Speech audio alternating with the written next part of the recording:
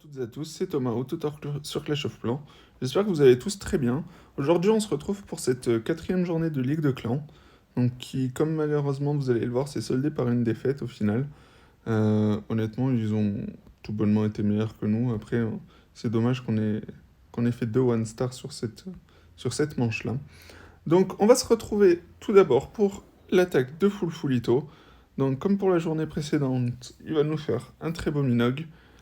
Donc, vous allez voir que sur l'attaque, en live, honnêtement, on s'est un peu chié dessus. On a eu vraiment peur que ça fail time ou que ça arrive pas jusqu'au bout. Qu'il fasse un 99% en fait, tout bêtement. Donc, on voit qu'il commence par Funel avec ses bébés dragons. Il va faire rentrer sa reine au milieu du village pour aller chercher la reine ennemie et ce Warden qui, qui nous embête un peu, surtout la reine, j'ai envie de vous dire, avec cette composition. Donc, il fait son AQH pour aller chercher justement ces deux objectifs-là. Donc, le Warden, il va tomber assez facilement. Il nous fait encore un trou avec son super sapeur. Donc là, il aide sa reine avec une chasseuse, pardon. Il fait sortir une partie du château de clan. Dommage que pas tout soit sorti, ça lui aurait évité de s'embêter un peu plus par la suite. Mais bon, j'ai envie de vous dire, c'est pas grave. Vous avez déjà vu le résultat, ça fait perf, mais ça aurait pu être plus tendu. Donc là, il va geler cette TD mono qui allait lui faire franchement très mal à la reine. Il envoie son Minogue. Donc, tac, il a envoyé sa caserne avec des Yeti et une Valky. Donc là, l'HDV va tomber assez rapidement. Hop là, parfait timing pour la capa du Warden pour pas que les mineurs et ces cochons prennent cher de trop. Donc là, on voit que le reste du château de clan sort et que c'est, comme d'habitude, j'ai envie de vous le dire, des, des super gargouilles et des chasseuses. Donc là, ça progresse très bien. On voit qu'il reste plus beaucoup de cochons, malheureusement, mais il reste un nombre de mineurs hallucinant. Il y en a encore beaucoup. Donc là, honnêtement, ce qui nous pose problème, ça va être cette kata ennemie qui reste, qui est toujours debout. Malheureusement, là, il va se prendre le Dyson, donc les mineurs, ils prennent un peu cher avec cette catapulte. Donc ça, vous allez voir qu'au final, on aurait pu avoir peur, mais ça va être quand même assez large, la reine qui va aller gratter les bâtiments qui sont à l'extérieur, la kata qui va tomber, hop, le roi qui est toujours là, le gardien qui est toujours là, la reine qui est toujours là, mais qui a plus qu'un pixel de vie. Mais honnêtement, vous allez voir, l'attaque va se finir. Il reste plus beaucoup de troupes au final, mais c'est quand même ça. Il reste des héros qui sont full life, hein, notamment son Warden qui est toujours full life. Donc franchement, très très belle attaque de la part de Fulfulito. Il nous aura fait quelques pertes sur cette ligue qui honnêtement auront fait du bien.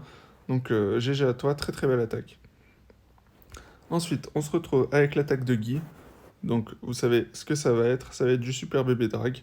Donc il va aller nous foudrer ce souffleur qui va l'embêter, vous allez voir. Comme ça, il va aller chercher directement les deux catapultes. Je vais mettre pause. Donc il va aller chercher les deux catapultes, là et là, en attaquant directement de ce côté-là, donc de midi à 3 heures. Vous allez voir, en prenant ce souffleur, il se libère les catapultes. Donc je vais mettre play sur la vidéo. Donc voilà, comme je vous ai dit, il prend le souffleur. Ensuite, il va mettre son ED à 3 heures et il va mettre ses héros, voilà, de l'autre côté pour ensuite attaquer face à ces catapultes. Hop. Donc on voit qu'il pose ses super bébés dragons, son Warden, ses ballons. Donc il va pas utiliser comme je crois que c'est GDC notamment, c'est son pouvoir du Warden tout de suite, il va l'utiliser voilà maintenant pour son dirigeable pour le protéger. Malheureusement, il se prend le Dyson, vous allez voir. Bon, ça va pas l'embêter plus que ça, hein. Il se prend le Dyson. On voit qu'il y a les super gargouilles dans le château de clan qui lui font mal. Donc il les a gelés. Il va utiliser un rage pour enrager justement ces Yeti, mais également les, les bébés dragons qui vont arriver sur les super gargouilles. Bon, là, honnêtement, il n'y a plus rien, hein. Là, il n'y a plus de défense, comme vous voyez, il reste beaucoup de bébés dragons, il reste la capa de la championne, il reste la championne, il reste la reine, il reste le roi, il reste le dé, il reste le warden, et il n'y a plus de défense. Ah si, il y avait le roi. Ah ben non, il n'y a plus de roi. Donc l'attaque, elle passe vraiment très très largement, comme vous voyez. Honnêtement, cette compo, elle est vraiment, vraiment, vraiment OP en ce moment. Espérons qu'ils nous nerfent pas ces super bébés dragons qui font un taf monstrueux, qui font un taf monstrueux en attaque. Et ensuite, on se retrouve pour l'attaque de Merlin. Vous allez voir, j'ai vu l'attaque en live. Honnêtement, vous allez voir après la P1 et ce blimp, il reste plus rien. Donc là, il utilise un molosse qui va aller tanker l'anti-aérien. Il gèle le, les souffleurs pour pas que ça l'embête. Donc là, vous allez voir. Regardez le blimp. Hein. Regardez ce qui va rester. Après, après, après que les super sorciers aient tout tapé. Donc il utilise des sorts d'invisibilité, un rage, et voilà. Il a tombé l'HDV, une TDE, deux TDE même, les deux catapultes. Le blimp, il est tout bonnement hallucinant. Donc là, il va utiliser des super gargouilles pour faire un clean, pour que ses héros rentrent assez facilement.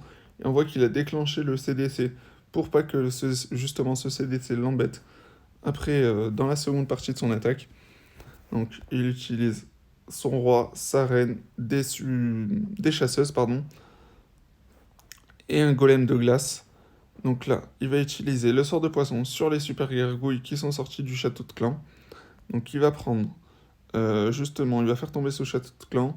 Il va aller chercher la reine ennemie avec ses héros, donc notamment son roi et sa championne. Il va utiliser très intelligemment, j'ai envie de vous dire, ce sort d'invisibilité pour pas que sa championne se fasse trop défoncer par la reine ennemie. Donc la reine ennemie qui va tomber assez facilement avec le roi.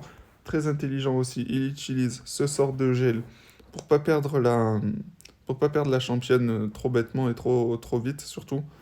Et là, vous voyez concrètement, à part l'aigle, artilleur, il reste si la championne, et c'est tout. Il n'y a plus de défense sur le village. Donc j'ai envie de vous dire, c'est free win pour les ballons. Le seul petit souci, ça pourrait être au niveau du grattage, mais on voit qu'il a pris des gargouilles.